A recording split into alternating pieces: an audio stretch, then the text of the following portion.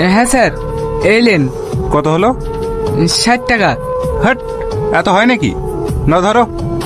50 টাকা হবে না স্যার? আরে আরে সব হবে। স্যার। আরে হবে হবে, রাখো। না না তুমি যাও, আমি পরে আব্বুর সাথে যাবো। ঠিক আছে। কি গো, মন খারাপ কেনে? আমার 3 দিন টাইম দিয়েছে। 3 দিনের মধ্যে টাকা না দিলে কেস করবো বলেছে।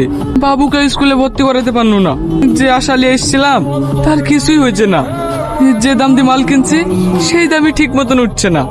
আমি অত দিনে শোধ করবো কি করে বলো তো? আমার আর কিচ্ছু ভালো লাগছে না।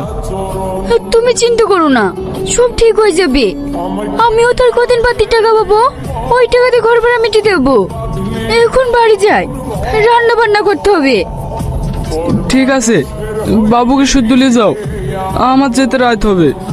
এ বাবু চ, তোর আব্বা যেতে রাত হবে।